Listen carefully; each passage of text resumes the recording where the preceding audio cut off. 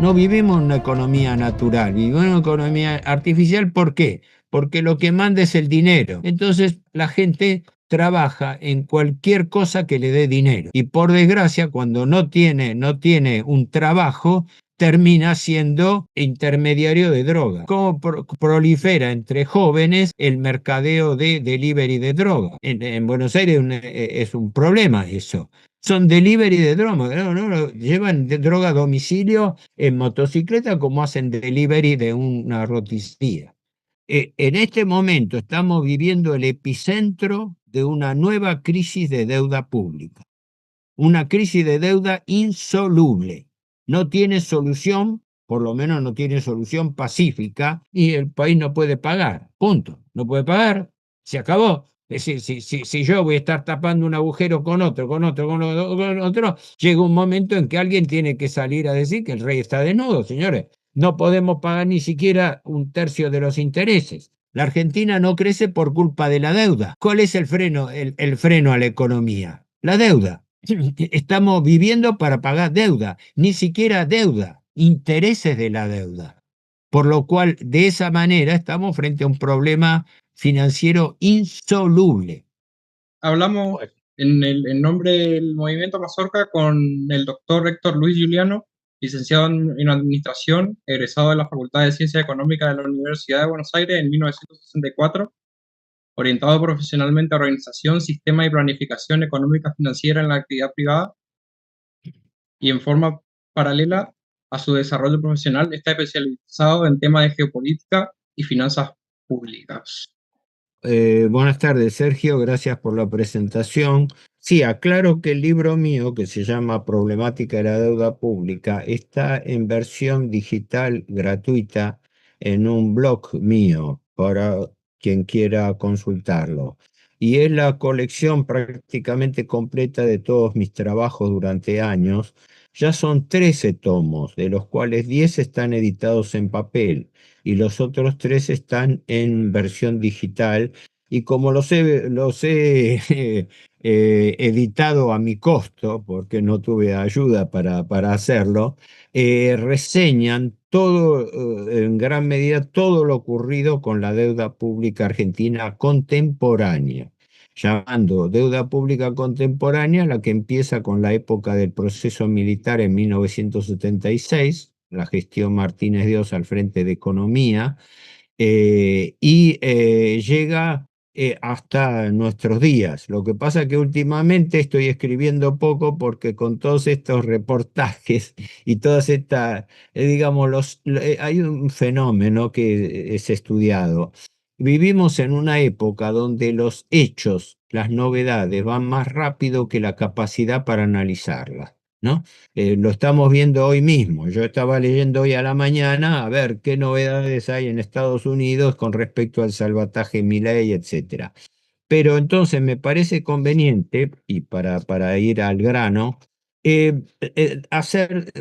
fijar unos conceptos preliminares que para mí son fundamentales, porque si no se entiende esto, no se entiende nada. La pregunta central sobre problemática de la deuda pública es muy simple. ¿Frente a qué tipo de problema nos encontramos cuando hablamos de deuda? Porque la gente no sabe lo que es deuda y además tampoco se lo explican y todavía se lo confunden. Es decir, por ejemplo, ahora, como siempre, nos estamos endeudando más, pero lo están vendiendo como un éxito de negociación. Caramba. O sea, estamos tomando más deuda, quiere decir, nos estamos enterrando más con deuda impagable, pero no, estamos bien porque los Estados Unidos nos ayudan, ¿ven? Viene el secretario de Tesoro, viene el Fondo Monetario y nos ayudan. Y nos ayudan para tomar más deuda. Y no tenemos un dólar partido por la mitad propio, estamos endeudándonos para tener dólares. ¿Para qué tenemos esos dólares? Para pagar intereses de la deuda. Entonces, tres conceptos preliminares que si no se entienden, no se va a entender bien todo lo que digo a continuación. Lo primero, para grabárselo, porque el problema es entender esto, frente a qué problema nos encontramos cuando hablamos de deuda. El primer concepto es que la deuda es un condicionante total y absoluto de todo lo que pasa en la Argentina, en materia financiera, económica y política. El que no entiende que la deuda es el condicionante total de todo lo que ocurre, porque el dinero domina el mundo y lo domina a través del capital financiero. Y la Argentina es un satélite de tercera o cuarta importancia dentro de ese imperio global financiero. Y el instrumento es la deuda. ¿Mm? Eso como primer concepto. El segundo es que la deuda no es un hecho aislado, la deuda no es una especie de accidente que nos ocurrió una vez y que ahora, como dicen la generación de ustedes, bueno, hay que bancárselo. Se tomó una deuda y ahora hay que pagar las consecuencias, aunque esa deuda sea injusta, aunque esa deuda sea cualquier cosa. No, no, no es así. La deuda es un sistema.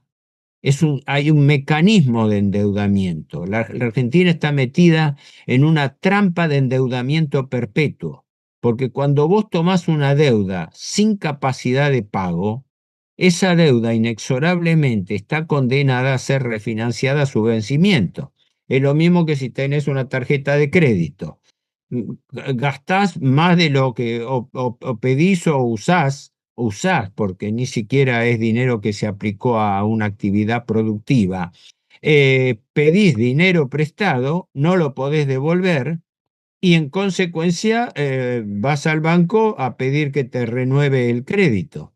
Entonces, esa refinanciación del crédito la vas a hacer en condiciones peores que las originales, porque si estás debiendo una deuda, el banco que te lo refinancia no te va a mejorar las condiciones, al revés, te va a subir la tasa de interés, las exigencias, los condicionamientos y sobre todo la tasa de interés. Ahora voy a dar unos datos que van a ser bastante gráficos al respecto. Pero entonces, segundo concepto, el primero, deuda como condicionante total. El segundo concepto es la deuda como sistema. No es un hecho aislado, es un sistema. Quiere decir, es un conjunto de piezas, un conjunto de elementos que siguen un determinado fin, que siguen una determinada lógica. Entonces viene la tercera pregunta. Si la deuda es un sistema, ¿cuál es la lógica que lo rige? ¿Cuál es la lógica de la deuda? ¿Cuál es el sentido que se endeude un país sin capacidad de repago, sin poder pagarlo, cayendo en una servidumbre perpetua? Ese tercer punto es la usura. La usura normalmente se entiende en forma simple como la mayor capacidad que tiene el acreedor sobre el deudor para imponerle condiciones de pago, ¿verdad? Eso es clásico, la usura es el abuso, la posición abusiva del acreedor con respecto al deudor, sea una persona aislada, sea una familia, sea una empresa o sea un Estado. La Argentina está metida en una trampa de usura. Es decir, está metido en una trampa de una deuda que no puede pagar, concretamente. ¿Y cuál es la finalidad del prestamista usurero? Muchos creen, equivocadamente, que el prestamista usurero es un abusador, sí, una persona sin mayores miramientos, que prestó dinero y ahora quiere cobrar. Bueno, eso es un error. Lo que verdaderamente quiere el prestamista usurero no es que el deudor le pague la deuda, sino que no se la pueda pagar nunca. Ahí está la clave del asunto. ¿Por qué? Porque de esa manera el deudor queda sometido a una deuda perpetua, como la Argentina. Hice estas tres aclaraciones que para mí son fundamentales. ¿Por qué? Porque si no se entiende qué es la trampa de deuda perpetua, no se entiende cuál puede ser la característica y eventualmente, si hipotéticamente hubiera un gobierno nacional argentino, poder tratar de confrontar esa deuda. En este momento, la Argentina, según cifras oficiales, todo lo que voy a decir son cifras del Ministerio de Economía que se pueden uno entrar a la página web del Ministerio de Economía o del Banco Central y recabarlas. Si son datos míos, los aclaro, ¿no? Si son aclaraciones mías. En este momento, según cifras oficiales, y solamente en cabeza del Estado central, sin tomar provincias, municipios, empresa del Estado, etcétera, solamente pelado en cabeza del Estado central, de la Tesorería Nacional, la Argentina tiene una deuda de unos 500.000 millones de dólares. 500.000 millones de dólares. Última cifra, a mitad de este año, ajustada a agosto, ¿no? Con los informes mensuales, de los cuales está ocultando una parte porque oficialmente dice que debe 470, pero está ocultando que hay otros 30.000 millones de intereses impagos que no los está computando indebidamente en la deuda. Así que 470 más 30 da 500.000 millones de dólares. El Producto Bruto Argentino se calcula en unos 630, pero igual miles de dólares más, miles de dólares menos, es lo de menos, porque la deuda no se paga con el Producto Bruto. El Producto Bruto es un indicador, simplemente. Pero entonces, la deuda, unos 500.000 millones de dólares. Ahora bien, ¿cuánto paga de esa deuda la Argentina anualmente? Cuando uno agarra el presupuesto que mandó el gobierno al Congreso para el año 2026, lo dice textualmente el presupuesto, ¿no? A la Argentina de esos 500.000 millones de dólares le caen vencimientos por 203.000 millones, más de 200.000 millones. ¿Sabes cuánto paga la Argentina de esos 200.000 millones? $0. Hasta el último centavo de capital que le cae lo refinancia. Hace lo que se llama rollover. Recoge bono viejo y entrega bono nuevo. Pero ¿qué pasa? Los bonos nuevos que entrega cada vez son a tasa de interés más cara y a menor plazo de interés. En este momento la Argentina, ya desde hace años, es el país que paga las tasas de interés usurarias más altas del mundo. Los bonos argentinos pagan tasas de interés, que hay unos 200 bonos diferentes, pero los bonos que se están emitiendo van desde un mínimo de 50-55% anual hasta 75% anual. Es una locura. Las tasas que se toman de referencia en Estados Unidos y en los países desarrollados es del 5%. Nosotros estamos pagando entre el 60 y el 70% promedio. Una locura. Por eso está el negocio este que llaman de carry trade o bicicleta financiera, que es el negocio por el cual vienen capitales golondrina extranjeros, fondos de inversión especulativo bancarios, no inversiones directas, entran por vía bancaria, se convierten en pesos. Con esos pesos compran bonos que les rinden las tasas de interés más altas del mundo, 60-70%. Obtienen esa ganancia, luego se vuelven a convertir en dólares y se vuelven a sus países de origen. La mayoría son fondos buitre, fondos de inversión de Wall Street, de la banca, de la bolsa de Nueva York. Y esa es la trampa de endeudamiento perpetuo que vive la Argentina y de la cual no va a salir nunca, no va a salir nunca, por lo menos pacíficamente, porque es una trampa de endeudamiento perpetuo. Esa es la tragedia que vive la Argentina, estar frente a una deuda impagable. Entonces uno se hace ahí una pregunta, pero entonces, ¿qué pasa? ¿Estos acreedores usureros son tontos? ¿Prestan a un país que no puede pagar? ¿Dónde está el negocio para ellos? En los intereses. En los intereses que se paga el acreedor, en este momento en el mundo existe un fenómeno, lo que se llama exceso de liquidez. En buen romance, eso significa exceso de dinero.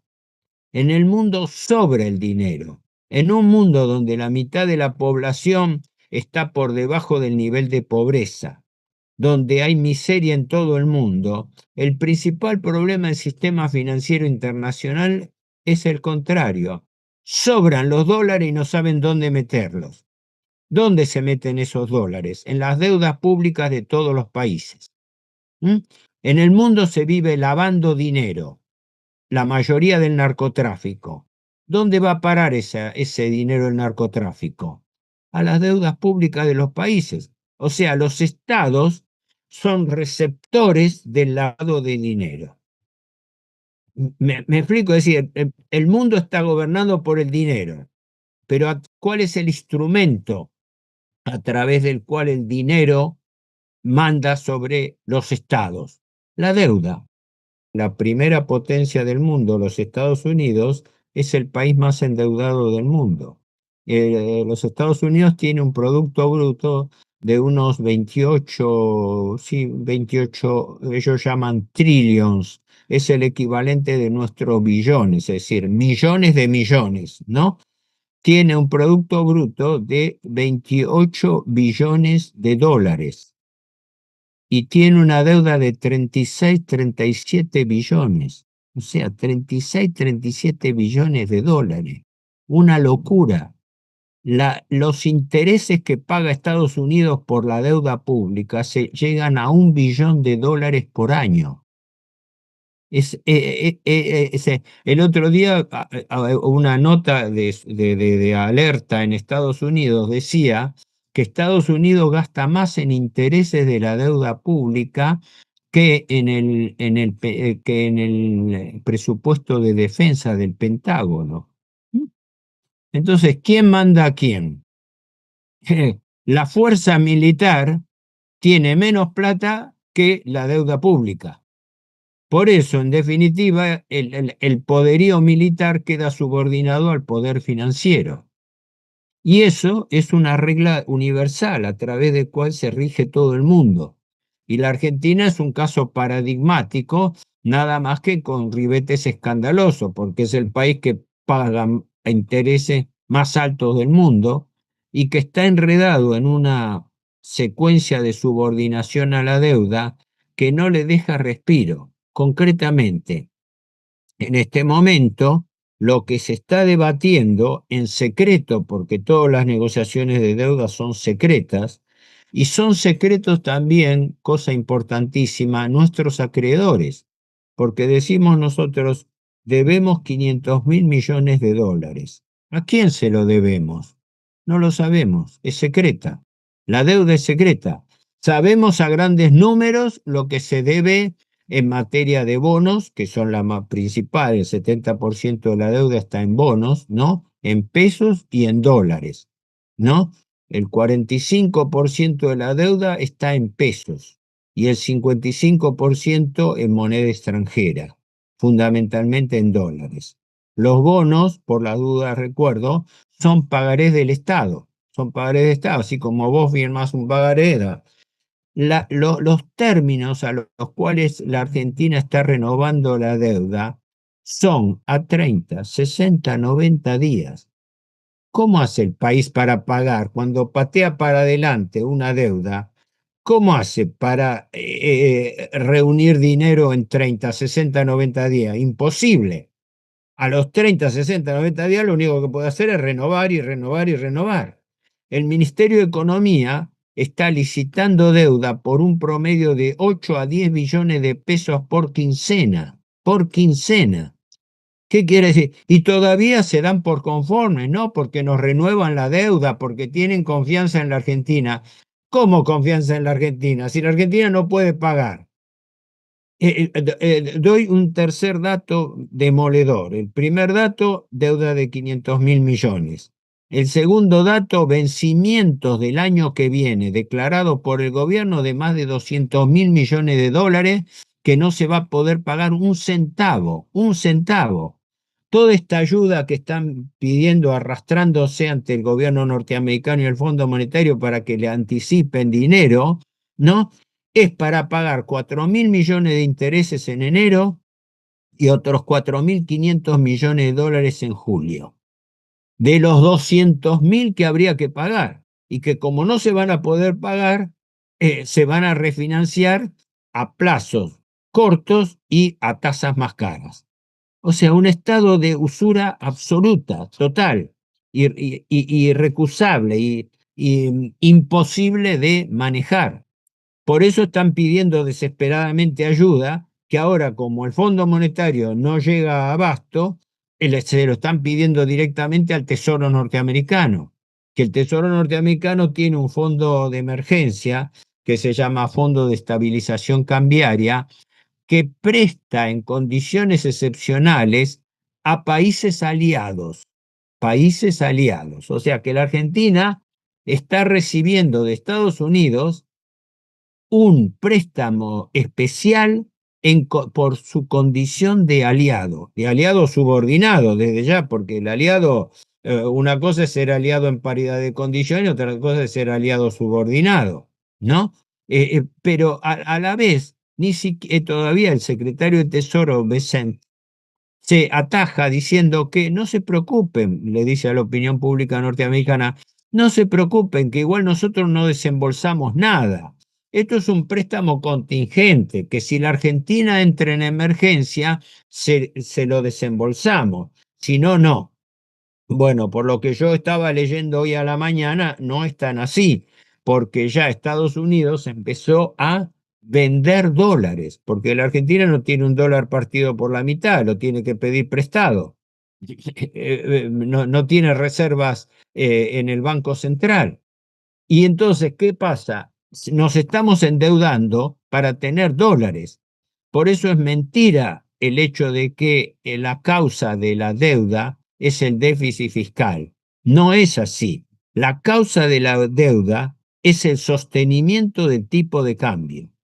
Y con eso cambia la óptica de todo el planteo, porque el gobierno y todos los economistas del establishment, que son economistas a sueldo del sistema, son todos de, no hay opinión independiente. ¿Vos escuchás a algún economista que diga esto? Yo no es que soy un economista de fuste, yo soy un estudioso del tema. Y todo lo que estoy diciendo se respalda en cifras oficiales. Hoy en día, mismos liberales, como el doctor Carlos Rodríguez, que es titular del SEMA, un tipo inobjetable porque el propio Milei lo propuso como presidente del Banco Central y él no aceptó y lo está denunciando él a Milei por falsear el superávit fiscal. ¿Y por qué dice que está fallando el superávit fiscal? Porque no computan los intereses impagos por anatocismo. El anatocismo es el interés compuesto. A la Argentina le vencen intereses por más de 40.000 millones de dólares al año.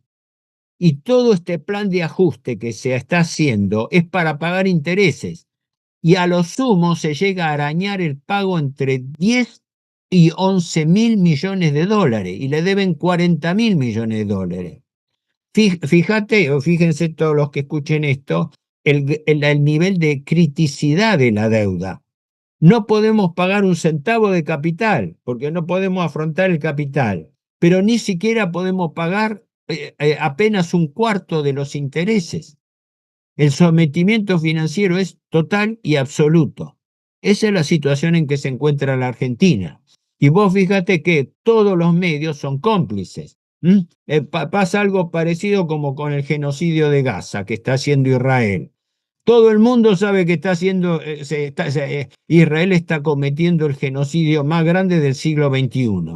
Pero todo el mundo tiene que callarse la boca. No, no, señores, de eso sosláyenlo, ¿no? Si por ahí hay algún acto que consideren antisemita, distraigan la atención con esto. Incluso todo este escándalo que rodea al candidato a diputado Espert, si bien desnuda la realidad, ¿no? Cómo funciona el financiamiento de la política, ¿no? Con narcotráfico de por medio, ¿no? Que son los que invierten, lógicamente. Si ese dinero, en definitiva, ¿dónde va a parar el dinero del narcotráfico? A la deuda pública. Por eso no informan quiénes son los titulares de la deuda pública. Yo estoy hace años proponiendo que se haga un censo de acreedores para ver a quién diablo le debe la Argentina. Ah, no, eso está prohibido, eso jamás me dieron bolilla, yo lo presenté, en una época era asesor en el Congreso, pero no tenía facultad para dirigirlo yo, lo hacía a través del senador o del diputado con quien trabajaba. Sí, pero nunca hubo respuesta a ninguna de las preguntas clave de la deuda pública. Y yo en mi libro puse dos, tres veces la propuesta de que se haga un censo de acreedores para que se identifique. Si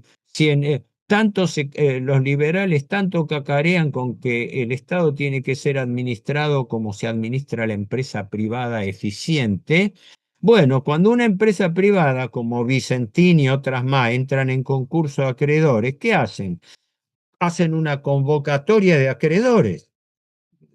Señor, si yo soy acreedor de la Argentina, perdón, soy acreedor de la Argentina y la Argentina no puede pagar, voy, me identifico y le reclamo. ¿Por qué la Argentina mantiene en secreto la titularidad de los acreedores? Porque es cómplice. ¿Por qué tienen como ministro de Economía a un broker, a un colocador de bonos? Luis Caputo toda su vida vivió de colocar y negociar bonos del Estado.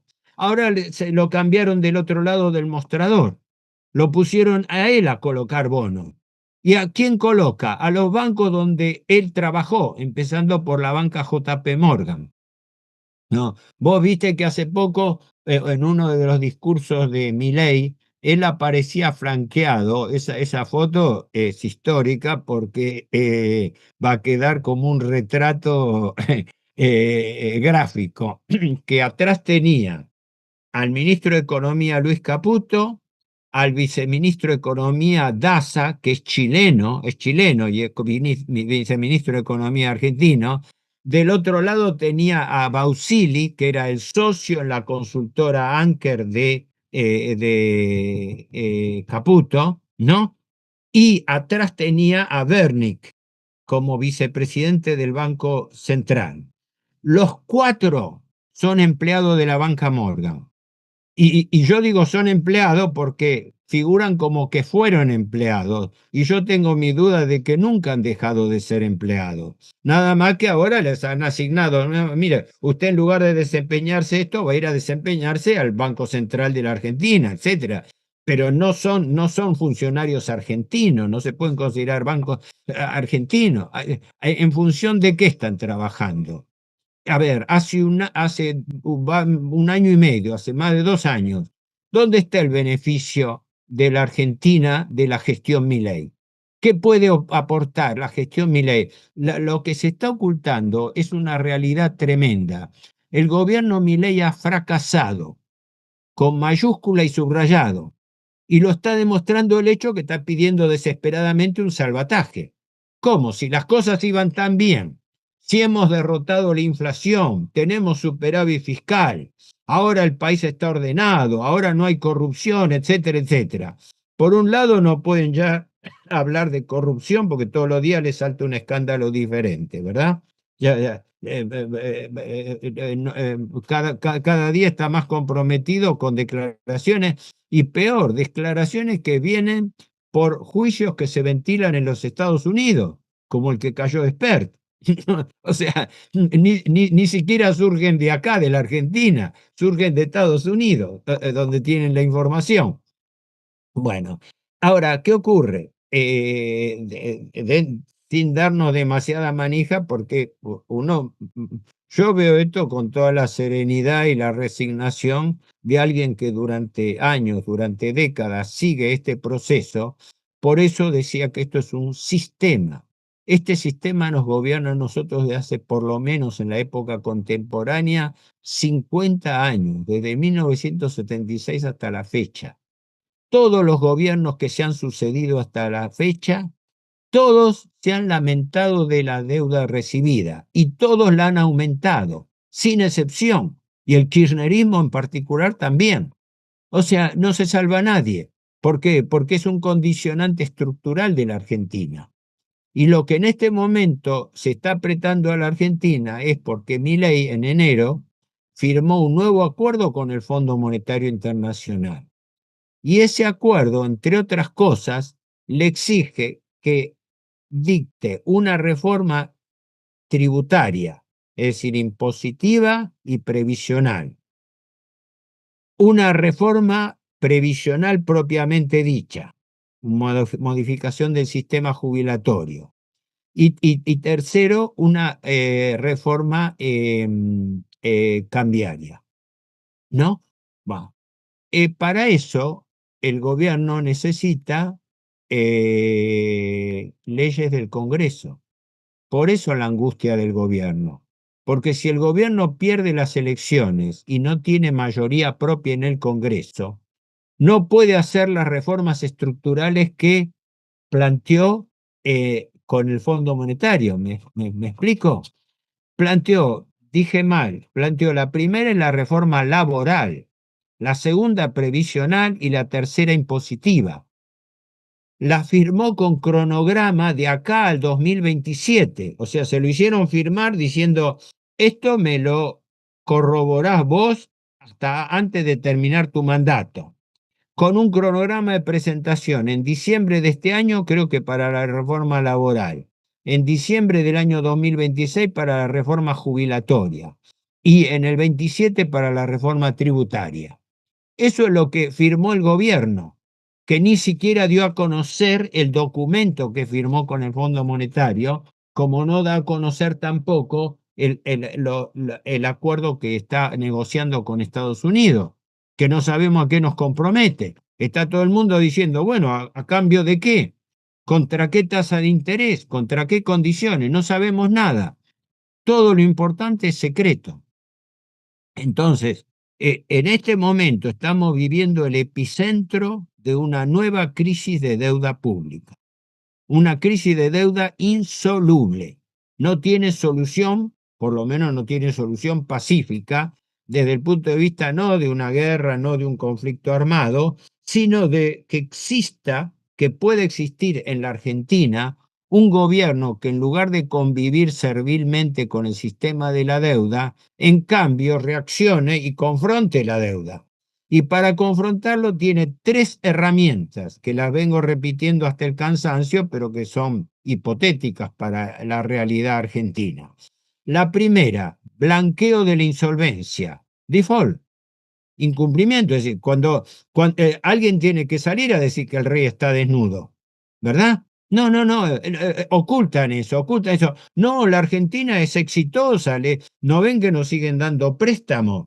¿Cómo? Le están dando préstamos porque usted no puede pagar ni siquiera miserable suma de intereses y todavía se jacta. No, no, nos va bien porque nos tienen confianza porque nos prestan. La gran mentira es esta, que los organismos internacionales y la tesorería norteamericana no ayudan a los países, ayudan a los acreedores usurarios de los países. ¿Me explico? Le prestan plata a la Argentina, no para la Argentina, sino para que con esa plata la Argentina le pague intereses a los acreedores usureros. ¿Me explico? Entonces, hay un gran engaño, dice, nos tienen confianza y nos prestan. No, nos prestan la plata para que nosotros le paguemos intereses a los acreedores usureros. O sea, es una estafa institucional, es una estafa estructural. No tenemos un gobierno argentino.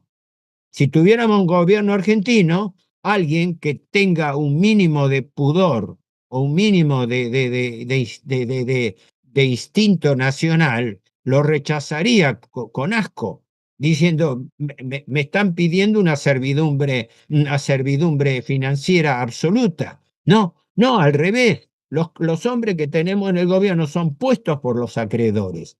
¿De dónde surgieron todos estos funcionarios? De la banca acreedora. ¿Mm? Hoy mismo Estados Unidos está ya ayudando, entre comillas, a la Argentina que vendiéndole dólares que lo hace a través del Banco Santander, del Banco JP Morgan y del Citibank. ¿En qué quedamos? Estamos con el gobierno de los bancos. ¿Mm? Milei ha utilizado una terminología confusa. Él ha hablado de la casta. Y si te fijas, nunca definió qué es la casta. ¿Qué es la casta para Milei? Yo hablé siempre de la partidocracia, porque no vivimos en democracia, vivimos en partidocracia. El monopolio de la representatividad política está usurpada por los partidos políticos, que han perdido representatividad y han perdido legitimidad pública. ¿Por qué? Porque los partidos políticos se han transformado en una oligarquía. ¿Qué es lo que caracteriza a la oligarquía? Que no siguen el interés nacional, sino siguen el interés propio. ¿Y cuál es el interés propio? El interés de su propia supervivencia y de sus negociados. Por eso el Congreso, más allá de todas las fintas y todas las teatralizaciones que hacen, ¿qué hace el Congreso? En definitiva, le aprueba las leyes que necesita el gobierno. Le aprobó la ley de bases. Cuando llegó el momento, ahora hicieron lío por el tema de la discapacidad. Sí, pero le aprobaron la ley de robo a los jubilados del 7,2% que le robó el gobierno, que no le dio el aumento de febrero del año pasado. Le tendría que haber dado 20% y le dio 13,3%. ¿No? O sea, se tragó directamente. Es como decir, yo no te transmito, y con eso violó la propia ley de jubilatoria. Y con eso se hizo un ahorro muy grande. ¿Para qué? Para sacarle plata a los jubilados y poder pagarle más intereses a los acreedores financieros. ¿Mm?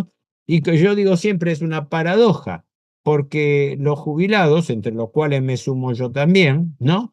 ¿No? Nosotros somos acreedores del Estado, porque el jubilado que aportó toda la vida compulsivamente. ¿Para qué? Para que en el periodo de pasividad el gobierno le devuelva lo que le retuvo. No es que el gobierno, por eso está mal considerar el gasto previsional como gasto público. No es gasto público, es deuda pública. El gobierno tiene una deuda pública con los jubilados porque le sacó plata en su vida activa y se lo tiene que devolver. Un jubilado es un acreedor legítimo del Estado, mientras que un fondo buitre, en cambio, es un especulador financiero que viene acá a hacer negocio financiero para fugar dinero al exterior. Es un saqueo sistemático. Por eso digo, si alguna vez existiera, y con esto redondeo, porque no sé, por tiempo, vos me dirás para dar lugar a alguna pregunta, si existiera en algún momento un gobierno argentino que quisiera confrontar y no convivir con este problema, tiene que hacer tres cosas. La primera, blanquear la insolvencia del país. Alguien tiene que salir a decir, como le pasó a Rodríguez Sá, y por eso duró una semana nada más, y el país no puede pagar, punto. No puede pagar, se acabó. Es decir, si yo voy a estar tapando un agujero con otro, con otro, llega un momento en que alguien tiene que salir a decir que el rey está desnudo, señores. No podemos pagar ni siquiera un tercio de los intereses. Bueno. Segundo, tiene que auditarse la deuda, porque cuando hay una cesación de pagos, lo que se impone es una auditoría de la deuda y tener un censo de acreedores, a ver a quién le debemos, por qué le debemos, cuánto le debemos y quiénes fueron los funcionarios que intervinieron en eso. ¿Mm? Y de ahí surge el tercer requisito, los juicios de responsabilidad contra todos los altos funcionarios intervinientes en la contracción de deuda sin capacidad de repago. Porque contraer deuda pública sin la más miserable capacidad de pago es un delito, es una falta al deber de funcionarios públicos. Estos funcionarios, como los anteriores, firman y refinancian deuda que saben que no se puede pagar. Eso es un delito. O sea, estamos en manos de un gobierno de delincuentes que está estafando al Estado, endeudándolo sin capacidad de repago. Por eso el tema es sumamente grave. Yo vivo alertando de esto porque la deuda es parte de la crisis político-institucional del Estado argentino. Y yo lo resumo en esto, que lo estamos viendo continuamente. Se engaña a la gente diciéndole que estamos en crisis económica por culpa de la inseguridad política, ¿no? por culpa de la inestabilidad política. Y es exactamente al revés. Como estamos en crisis de deuda, la crisis de deuda provoca inestabilidad política. ¿Por qué? Porque los políticos son marionetas del poder financiero, no deciden nada. ¿Qué decide el gobierno? ¿Qué decide el Congreso en esta materia? Según la Constitución tendría que intervenir el gobierno, por el artículo 76 del inciso 7 de la Constitución, dice expresamente, el arreglo de la deuda pública es función del Congreso. ¿En qué interviene el Congreso? En nada.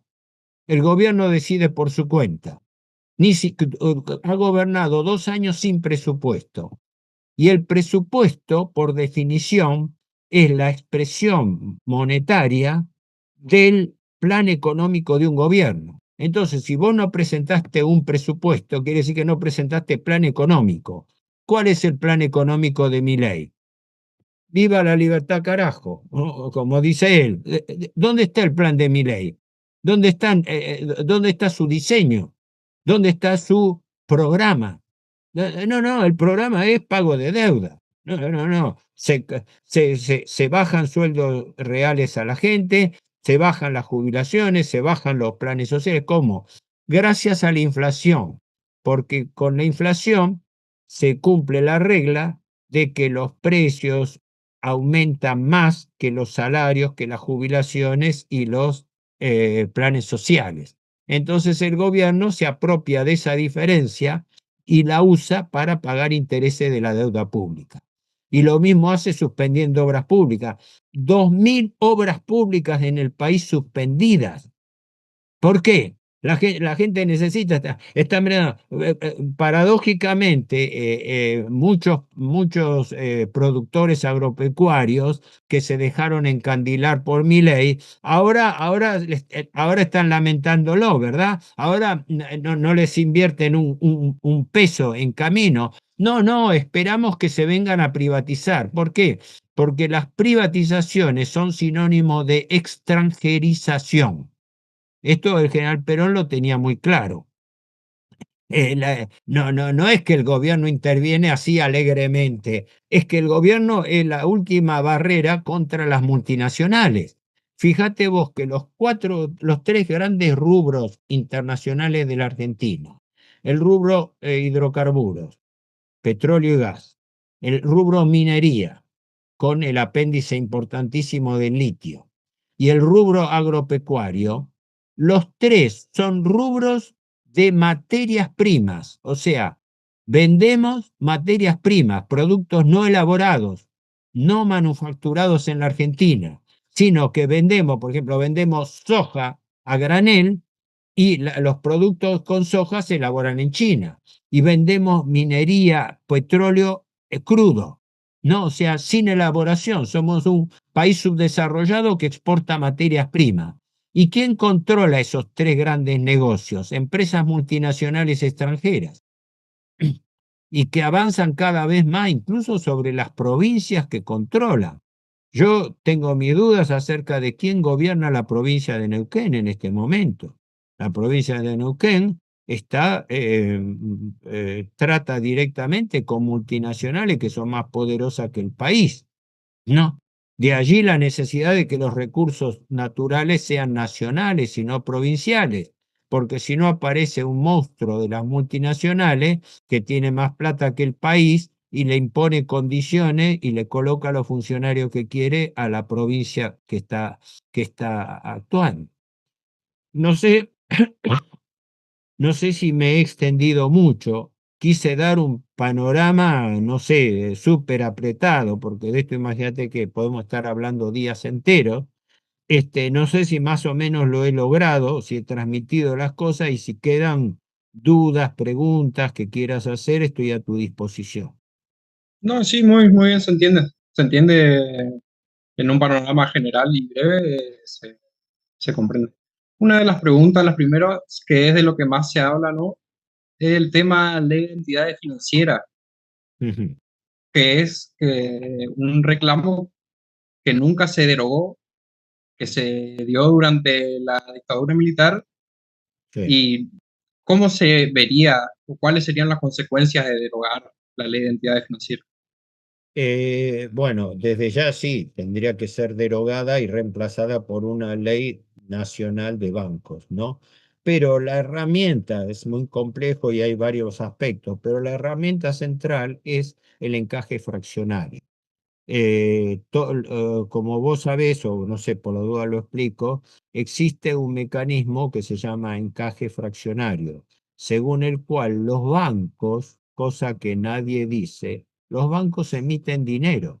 No solamente el Estado emite dinero, los bancos emiten dinero. ¿Por qué?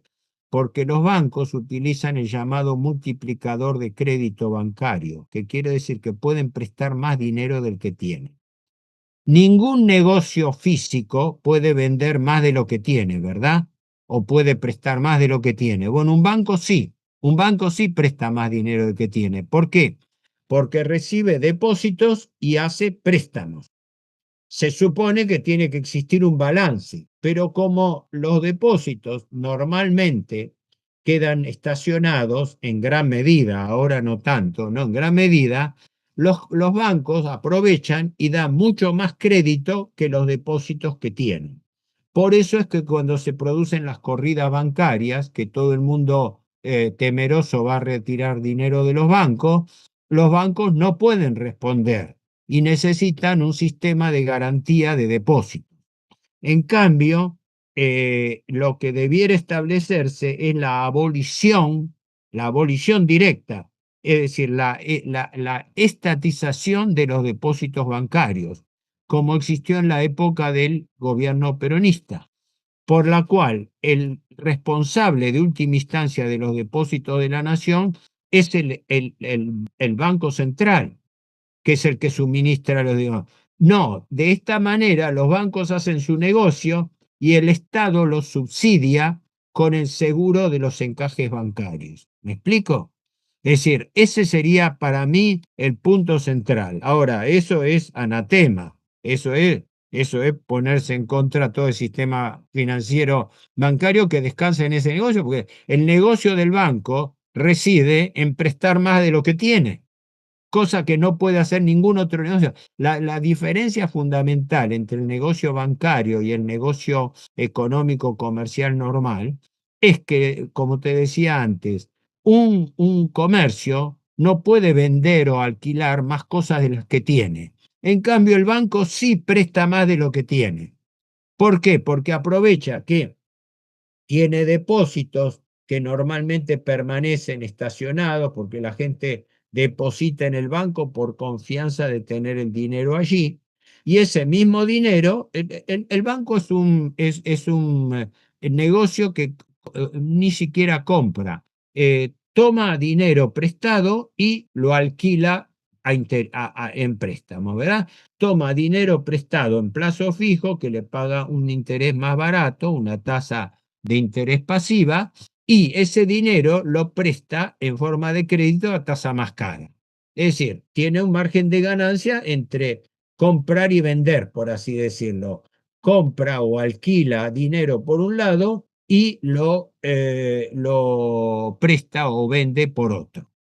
¿Con qué ventaja? Con que presta un múltiplo de lo que recibe, negocio que no puede hacer ningún otro comercio en el mundo. ¿Me explico? El banco, y para eso, ¿qué hace? Emite dinero. Esa es la gran diferencia. Un amigo mío, el doctor Carlos Ragonesi, que es especialista en estos temas financieros, lo ha denunciado hasta el hartazgo, ¿no? La clave de la cuestión es esta, es decir, se olvidan, nadie habla de que cuando hay inflación, emite dinero el Estado y los bancos, porque los bancos también emiten dinero y nadie dice eso. ¿Y por qué motivo emite dinero los bancos? ¿Por qué? ¿Por qué tiene que emitir dinero una entidad privada? Una entidad privada no tiene que emitir dinero. Si emite dinero, está usufructuando una función pública. Por eso debiera estatizarse los depósitos bancarios.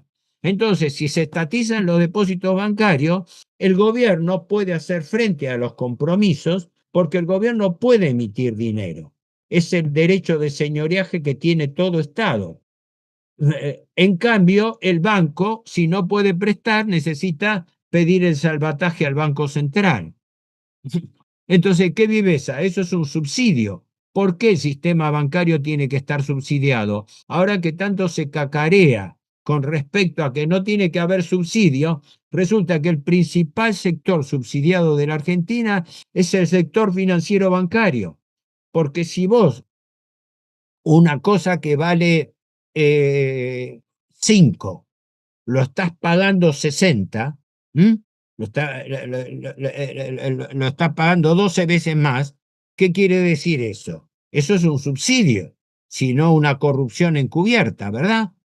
Y vos cuando pagás un sobreprecio, estás haciendo corrupción. Si la tasa de interés internacional es el 5% y vos por la deuda estás pagando 60, estás pagando un sobreprecio, ¿verdad? Estás haciendo, o sea, si un tipo construye una carretera y le pasa un presupuesto al Estado que es 10, 60 veces, 10 veces más caro que el que saldría, todo el mundo si lo sabe, ¿no? Se escandalizaría diciendo, este hombre está estafando al Estado. Ah, bueno, y el Estado está pagando de tasa de interés de usura 12 veces más de la tasa internacional. Eso es un subsidio, es una estafa y es usura. Y nadie dice nada de eso. Por eso vivimos en un mundo al revés, un mundo al revés. Esto tiene que ser tomado conciencia. Lo que pasa es que la gente no tiene la culpa porque la gente no entiende de finanzas, no se le explica, no se le aclara. Yo soy un francotirador, yo puedo decir esto a vos, a tu grupo, a la gente que llegue, pero es limitado. Pero la gente no ni presta atención de esto porque no se lo explican tampoco. La gente hace caso o se orienta con lo que le dicen los medios de comunicación, que le mienten, le ocultan esto. Frente a todo este problema, vos fíjate, radios, televisión, bueno, yo ni tengo televisión, me informo por internet, pero no uso televisión. No porque no la pueda comprar, sino porque no quiero perder tiempo, ¿no? Vos fijate si hay algún medio, si hay alguna radio, así de circulación, que toque estos temas. ¿M? Fíjate, entre vos, que sos un ignoto habitante de Resistencia, y yo que soy un ignoto habitante del Gran Buenos Aires, hablamos esto, nosotros, esto no se entera prácticamente nadie, ¿verdad? Y sin embargo nosotros tenemos razón y la verdad es ocultada sistemáticamente. O sea, en el mundo impera la mentira, impera el engaño. Y el engaño en materia de deuda se llama ocultamiento y falta de acceso a la información. Yo tengo presentado, y hasta lo llevé en su momento a la Defensoría del Pueblo, no me dieron bolilla, pues porque el mundo está gobernado por el dinero. Es decir, los periodistas, me da risa, cuando hablan, sacaron la expresión periodistas ensobrados.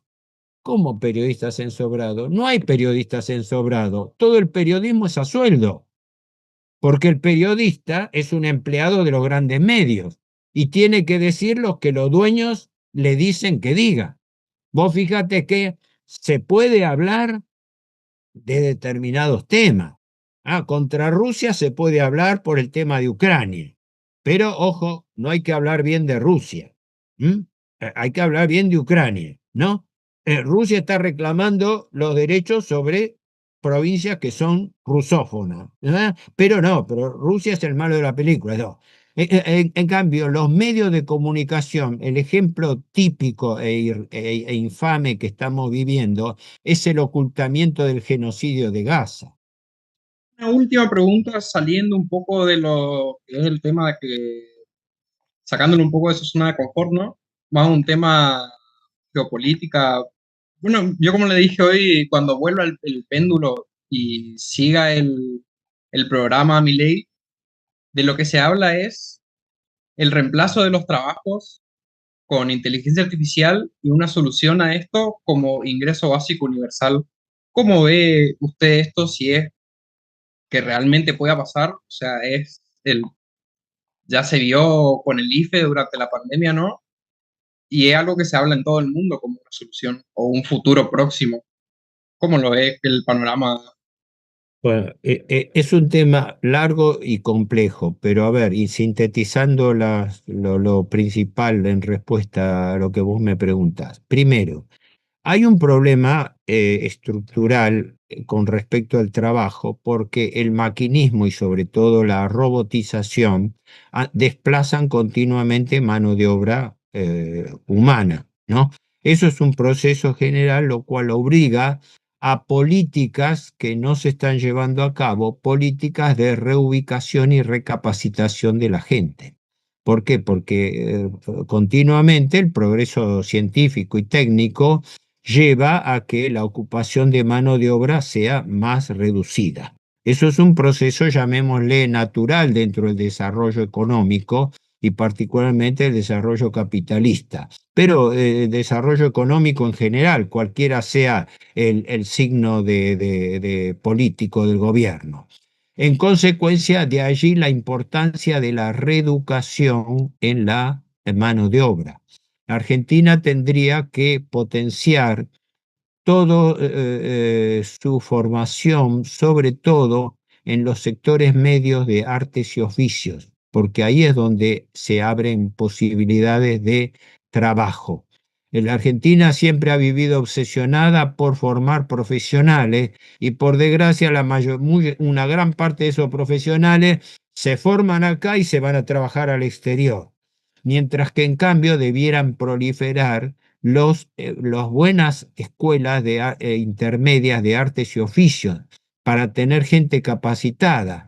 Eso lo viene uno sufriendo continuamente en todas partes, ¿no? Plomeros, electricistas, albañiles, colocadores de piso, reparadores de máquinas, etcétera. Ni hablar mecánicos automotores. Todos, en la gran mayoría, son gente de oficio, que con mayor o menor capacidad se han metido, y hay buenos, hay malos, pero no, eso tendría que ser carreras de corta duración, con salida laboral.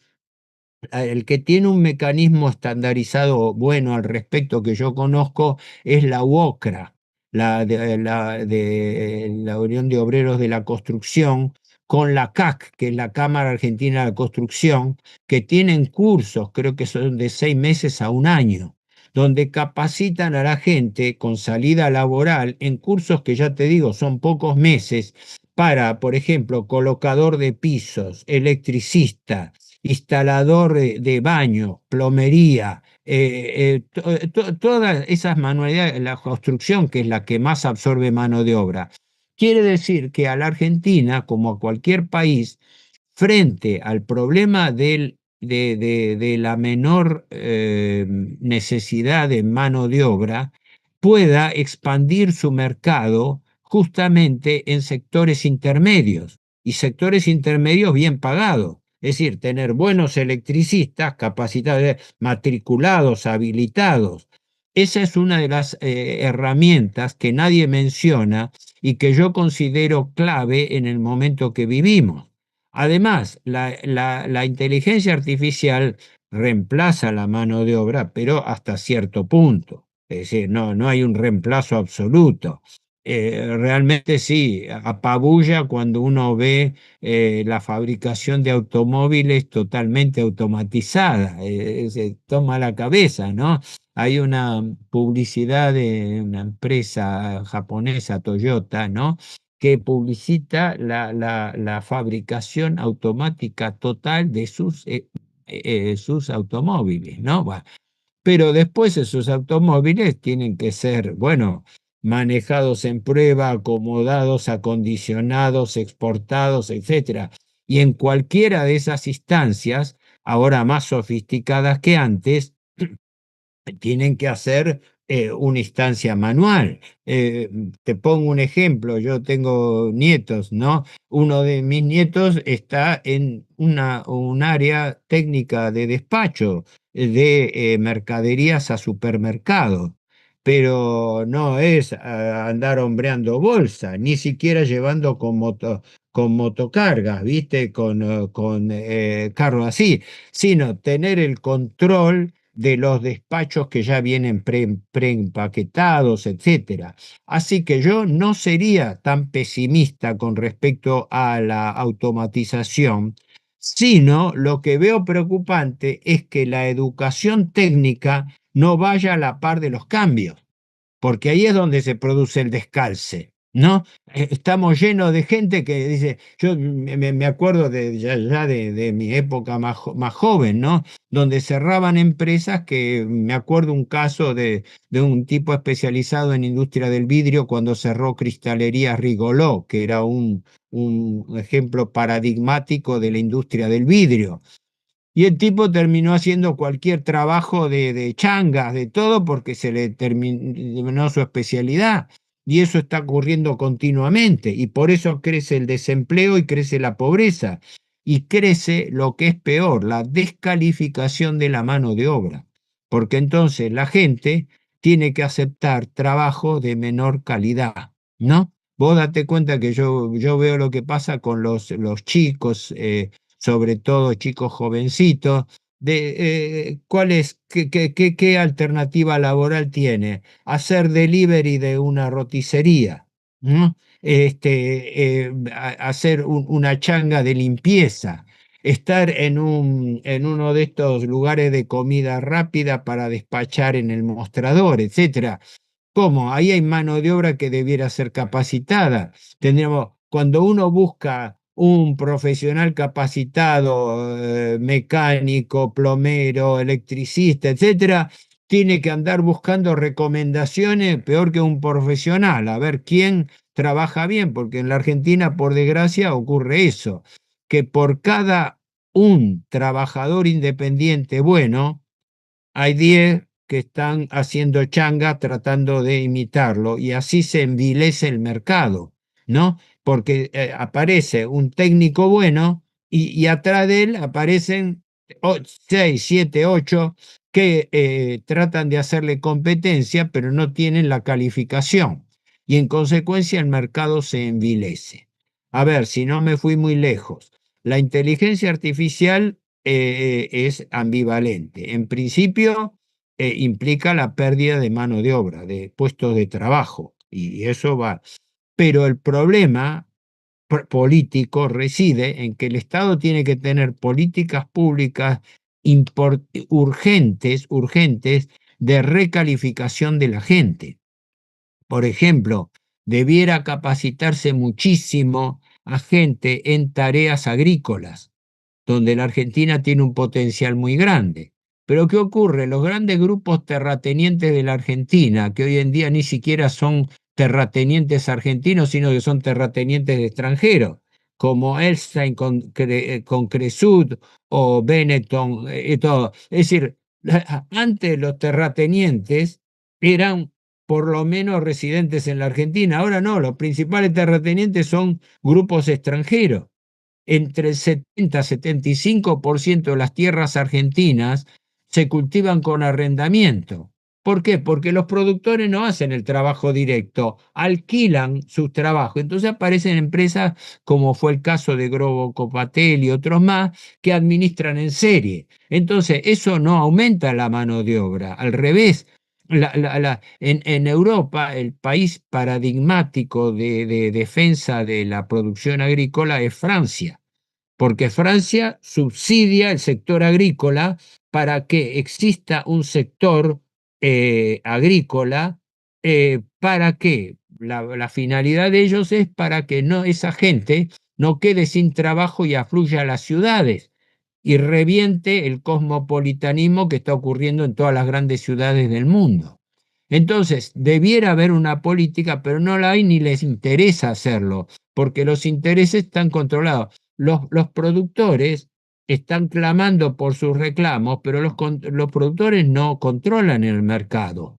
el mercado del agro, lo que llaman el campo, hay una gran hipocresía. Usan la figura del productor agrícola, del pequeño productor agrícola. Pero el problema no está en el pequeño productor agrícola, está en las grandes multinacionales exportadoras, que son las que le fijan los precios. Las retenciones son a la venta al exterior, la tienen que pagar las exportadoras, pero las exportadoras se lo trasladan regresivamente a los productores. Eso está mal, porque es un impuesto que paga el que exporta, no el que produce. Y sin embargo, las exportadoras le trasladan el impuesto a los productores y los productores chillan, pero no dicen, no terminan el discurso. Tendrían que decir, ¿por qué las grandes multinacionales exportadoras le trasladan el costo de las retenciones que tienen que pagar ellos? ¿Verdad? Yo cosecho trigo. Ese trigo puede ir al molino harinero, puede ir a una industria de panificación, etcétera, o puede ir a exportarse como grano, como materia prima. Si bien existen precios diferenciados para eso, pero lo que está mal es que el productor reciba la carga de las retenciones, porque las retenciones es un impuesto al exportador, no al productor. Por eso, si existiera un gobierno argentino, existe mucho para hacer, porque la Argentina podría producir lo que yo llamo, es un tema que tengo estudiado a medias, porque no soy especialista en la materia, una verdadera revolución agrícola. ¿Por qué? Porque un país de 2.800.000 kilómetros cuadrados, tiene la gran mayoría de su población, creo que en este momento cerca del 75-80% de la población urbana, y más de un tercio de su población concentrada en el Gran Buenos Aires, en bolsones de pobreza, villa miseria, marginalidad, droga, etcétera. Y esa gente viene de las provincias, porque se quedó sin trabajo en las provincias. En Chaco ustedes tienen un ejemplo de eso también, cómo la población campesina se va a las ciudades, de las ciudades decanta después en distintos lugares hoy, así se va produciendo un hacinamiento contrario al crecimiento de una economía. No vivimos en una economía natural, vivimos en una economía artificial. ¿Por qué? Porque lo que manda es el dinero. Entonces, la gente trabaja en cualquier cosa que le dé dinero. Y por desgracia, cuando no tiene un trabajo, termina siendo intermediario de droga, que es lo que se ha venido diciendo. Cómo prolifera entre jóvenes el mercadeo de delivery de droga. En Buenos Aires es un problema eso. Son delivery de droga, llevan droga a domicilio en motocicleta como hacen delivery de una roticería. No sé si me fui lejos de tu pregunta, porque uno era eso, me hablabas del problema de la inteligencia artificial y la mano de obra. No Y el sé qué otro, era otra pregunta que el tuve. ingreso básico universal, que sería básicamente como se vio durante la pandemia el IFE, que son pagos o Ah, no. planes sociales, ¿no? Que son pagos El- mensuales. el- sí, el ingreso básico universal. Bueno, el de bancos te lo respondí antes, el de los bancos y la función. Mira, sobre el ingreso básico universal yo tengo una postura personal crítica. ¿Por qué? Porque hay un principio inamovible. La única verdadera ganancia legítima del hombre es la que proviene de su trabajo. Ni subsidio, ni dádiva, ni.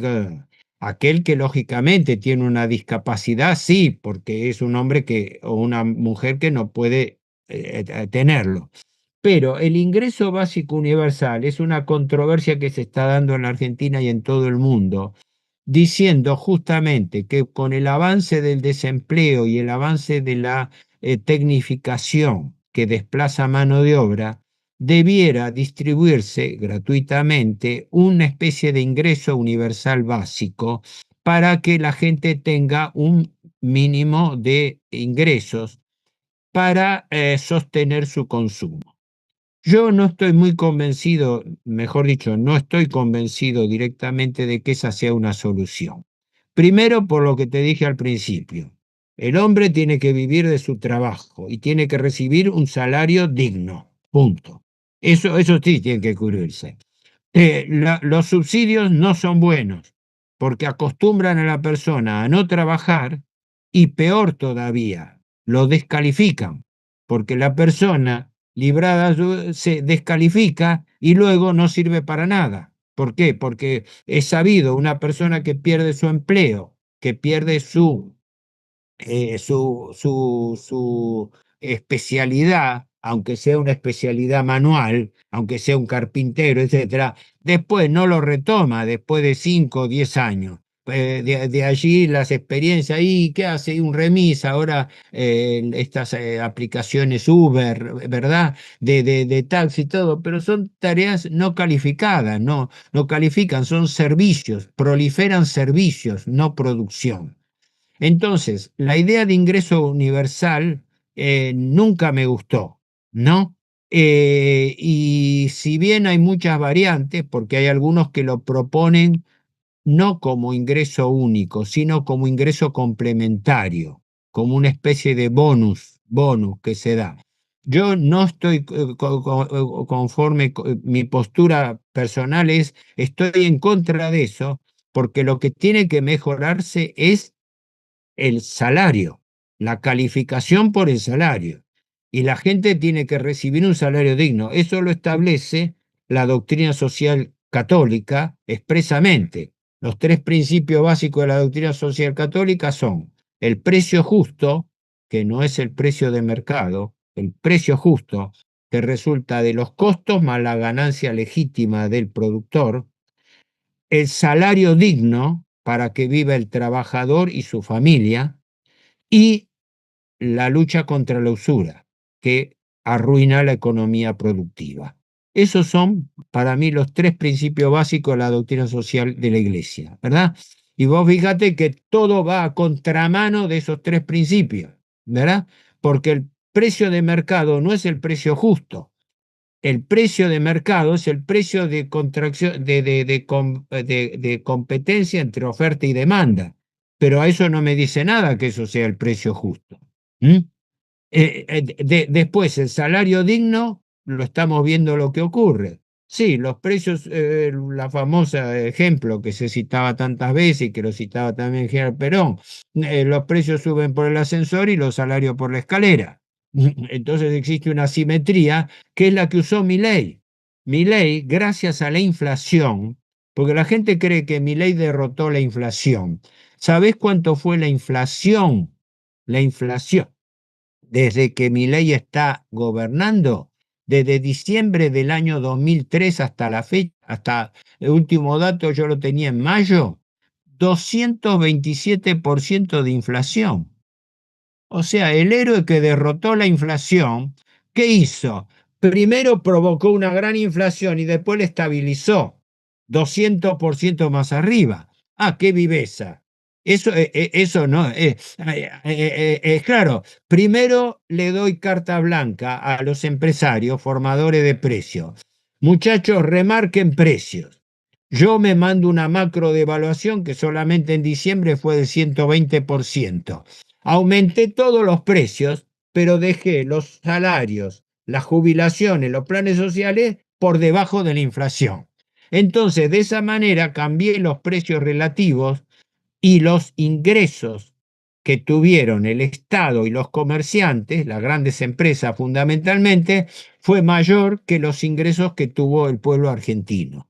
En consecuencia, esta asimetría tiene que ser cubierta con un salario digno, no con una especie, un subsidio a través del salario básico universal. A mí me parece que eso no tiene que ser. Eso está muy discutido en Europa a raíz de justamente las transformaciones industriales. que hacen que mucha mano de obra calificada en su ramo, al ser sustituida por la máquina, al ser sustituida por la robotización, queda sin empleo.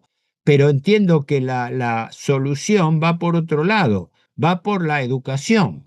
En ese caso, yo sería más partidario de un subsidio a la educación, que mientras el estudiante está estudiando, recibe un subsidio, recibe un sueldo, ¿verdad? ¿Para qué? De esa manera, a medida que se va capacitando, bueno, en los sistemas de seguridad existe, ¿verdad? En la policía, mientras los cursantes van cursando, ya van recibiendo una remuneración para que no tengan que aguantarse eso. Para mí, si debiera existir alguna suerte de subsidio, debiera hacerlo a la educación y no al ingreso, porque eso malacostumbra a la gente, acostumbra a la gente a no capacitarse y a vivir de subsidio. No, tiene que establecerse un salario digno, punto. Ni más ni menos que eso. Y el salario digno es el que, como se define en la doctrina social de la Iglesia, el que sirve para llevar una vida digna al trabajador y su familia. Por eso, de esa manera, no tendría necesidad la mujer que salir a trabajar y en consecuencia dedicarse a su función natural, que es la crianza de los hijos.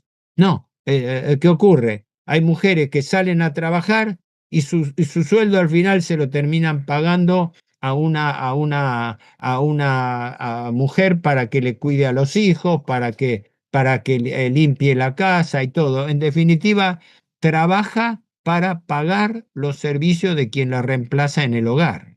¿M? Y así va los efectos familiares. No sé si con esto respondía a tu pregunta también. Sí, sí, sí, sí, se entiende.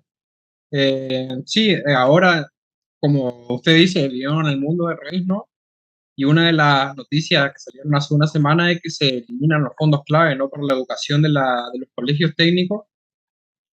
Y es como que estas preguntas de un futuro próximo, del que ya estamos ahora, ¿no? Del reemplazo de lo que sería el trabajo, no tienen solución y es como que ellos conocen estas preguntas y hacen lo contrario a lo que se debería hacer, ¿no? Claro, no, Nosotros no al con menos nos damos cuenta. Sé que se han suprimido algunos fondos fiduciarios, yo seguía ese tema, lo que pasa es que hubo una manía muy maldita de crear fondos fiduciarios o fideicomisos públicos arbitrarios, ¿no? Para el desarrollo de la crianza de la ganadería ovina en la Patagonia, que no se sabe para qué era, bueno. Había una serie de fondos fiduciarios, pero fundamentalmente los fondos de la educación no son, en mi opinión, debieran ser personalizados en función de los resultados, como las becas, ¿verdad? Vos tenés un subsidio porque mientras estás estudiando tenés que sobrevivir y tener ingresos para un ingreso mínimo mientras estudiás, ¿verdad? No, no que lo reciba el colegio, la universidad, no, vos personalmente sos responsable. Porque vos cada mes te tenés que presentar con tu libreta de calificaciones a ver si estás estudiando o no estás estudiando, avalada por la institución. Si estudiás, entonces recibís un subsidio por estudiante, para de esa manera ser un estímulo. Y mientras tanto te vas capacitando, ¿no? Pero acá, ¿qué pasa? Acá las universidades quieren plata que después no, eso no es ni a favor ni en contra del gobierno, porque yo no pertenezco a ningún movimiento o partido político. Pero los fondos educativos en la Argentina han sido bastante sospechosos, ¿no? Y en el caso de las universidades hay mucho de eso también, porque han proliferado muchas universidades regionales que tienen una competencia relativa. No puedo generalizar porque no conozco cada caso, pero no, el subsidio es personalizado. Vos sos discapacitado, recibís un subsidio porque te andás en silla de ruedas, ¿verdad? Y hay un médico que te lo certifica, punto. Es un subsidio personalizado a Juan Pérez. De la misma manera, vos estudiás, estás estudiando, recibís un subsidio. Yo en la época universitaria, en una época que dejé, yo trabajaba mientras estudiaba, ¿no? Y había un sistema de becas que en ese momento eran 400 pesos, cuando un sueldo mínimo era 1.200, ponele, ¿no? Pero me servía para mis gastos de traslado. Y yo, como quería recibirme antes de tiempo, antes de hacer el servicio militar, me aboqué, hice la carrera en 4 años, ¿no? O sea que a los 21 años estaba recibido, y a los 21 años me tocó el servicio militar, ¿no? No me hizo ninguna gracia ir como egresado universitario. Me tocó el servicio militar en Esquel, Chubut, ¿no? Donde pasé frío y todo como un conscripto cualquiera. Pero bueno, era la regla de juego, ¿no? Pero quiero decir, y yo, gracias a ese ingreso, evitaba que mis padres me tuvieran que mantener, porque yo con ese dinero sufragaba mis gastos y hasta incluso compraba a veces libros, porque en esa época comprar libros salía caro, ¿no? Va, ahora también sale caro, pero libros de estudio. Yo me la pasaba en la biblioteca porque no podía comprar los libros, entonces iba a estudiar a la biblioteca de la facultad, ¿no? Bueno, pero no me pongo yo como ejemplo heroico, nada, lo tomo como ejemplo de cómo pudiera funcionar la cosa. Sí, debiera subsidiarse la educación, el estudio, debiera favorecerse que los muchachos y las chicas se capaciten en artes y oficios. La clave de la Argentina es que tenemos una proporción comparativamente alta de profesionales universitarios y deficiencia en los niveles intermedios de artes y oficios, ¿verdad? Necesitamos buenos agricultores, buenos productores agrícolas, buenos conocedores de materia ganadera. Tenemos una multiplicidad. La Argentina tendría que tener una revolución agrícola, no agraria, que era la distribución de la tierra, revolución agrícola, es decir, capacitar a gente para las actividades del campo. Como tenemos el país, uno de los países más ricos del mundo en materia agropecuaria, pero tenemos la mayoría de las tierras de grandes explotaciones en manos de terratenientes, y peor todavía, de terratenientes que ni siquiera son argentinos, son extranjeros, y exportamos materia prima. ¿M?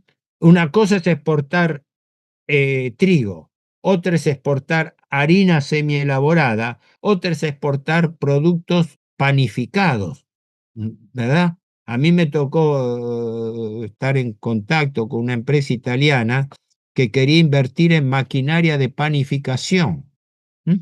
Y no encontraba socios acá. ¿M? Y los tipos tenían todo tipo de máquinas, era de Milán, Italia, ¿no? Que tenían, bueno, entonces estamos frente a un país que funciona al revés.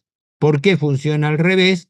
Porque la finanza está matando la economía. La gente cree que financia y economía es la misma cosa. No, una cosa es la economía física o real, productiva, de la inversión, de la producción, de la comercialización de bienes y servicios. Otra es la finanza, que es la especulación financiero-bancaria y el arbitraje entre tipo de cambio, tasa de interés, dólar futuro, monedas artificiales como Bitcoin. Es otro mundo. Bueno, ese mundo financiero está matando al mundo económico. Y el paradigma de esa subordinación de la economía a la finanza es la deuda. Es la deuda. Un mundo sin deuda crecería. La Argentina no crece por culpa de la deuda. ¿Cuál es el freno a la economía? La deuda.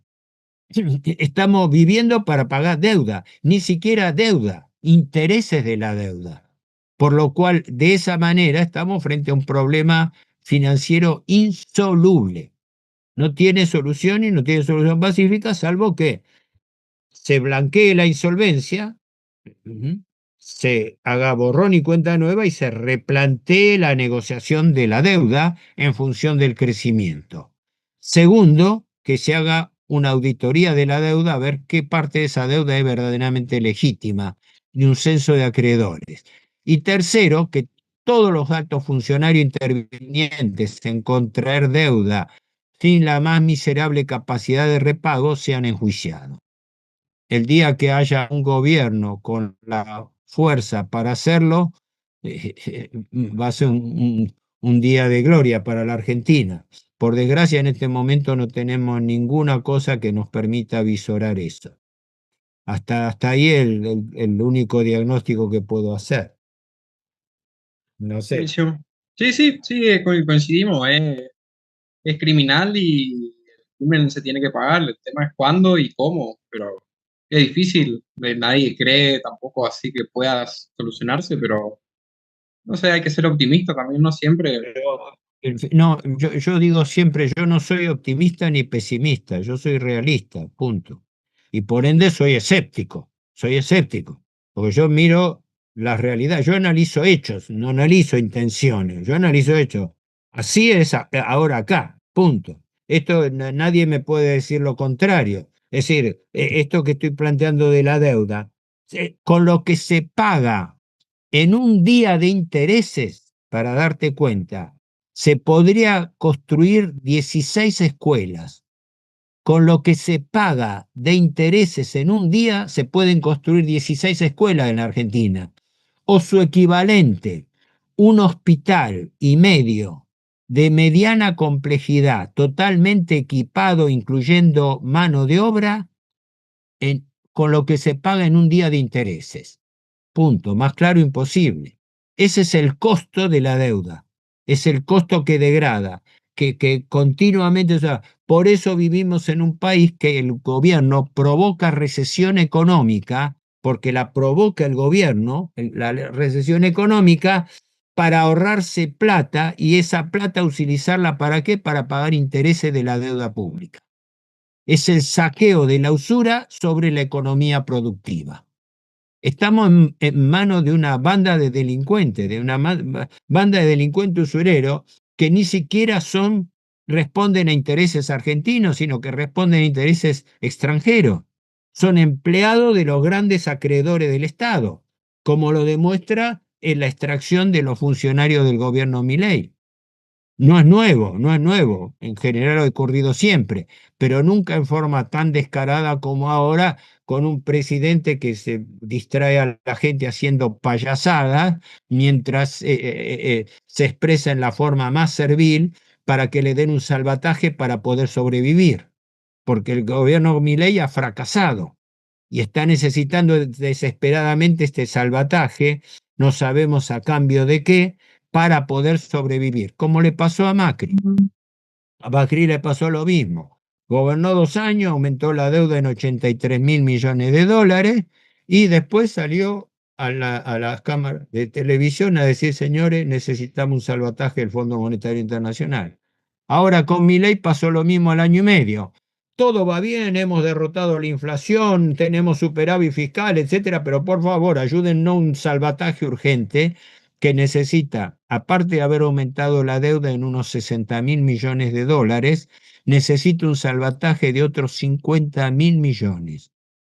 20.000 del Fondo Monetario, 12.000 del Banco Mundial, 10.000 del Banco Interamericano de Desarrollo, 4.000 de préstamos repo garantizados por títulos públicos, 4.000 que se están negociando de la CAF, la Corporación Andina de Fomento, otros 3.000 que se están negociando con fondos de inversión de Qatar y Arabia Saudita, y como si eso fuera poco, como eso no funciona, fueron a pedir el salvataje directamente a la tesorería norteamericana por un swap de 20.000 millones más un eventual préstamo del Fondo de Estabilización Cambiaria de otros, se supone, otros 20.000 que se está negociando.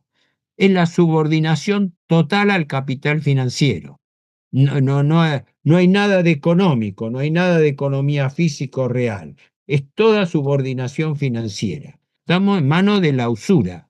Por eso el gran ausente es la del debate sobre la presencia de la usura en el mundo moderno, porque deuda es usura, interés es usura, y nadie habla de eso. En fin, espero no haberte atormentado mucho a vos y a los espectadores y No, haber servido por lo menos contribuido a aclarar un poco las ideas, ¿no? Por lo menos espero haber sido útil en esa materia. Sí, sí, muchísimas gracias. Muchas gracias por su tiempo. Espero que le vaya muy Bueno. bien y que haya disfrutado la entrevista. No, no, no. Sobre todo espero haber sido lo más claro posible. Sí, Discúlpenme sí. si no lo fui, porque a mi edad lo que me interesa es transmitir estas ideas, porque quienes la tienen que llevar a cabo va a ser la generación de ustedes. Y si la generación de ustedes vive desinformada, vive falseada, ¿qué ocurre? Nunca más, nunca jamás se va a poder revertir este problema. El conocimiento de un problema es el requisito para poder eventualmente llegar a una solución. Mientras no lo conozcas, y ese es el éxito del enemigo. El éxito del enemigo es privarnos de información, confundirnos, no, señores, no, espere, las cosas van bien, ¿no ven? Felicítennos, Estados Unidos nos ayuda. Fíjense, es todo un éxito. Es un éxito. ¿Qué es un éxito? No, es un éxito porque nos dan más deuda. Nos endeudamos más. Y ese es el éxito para el gobierno. Es el mundo al revés.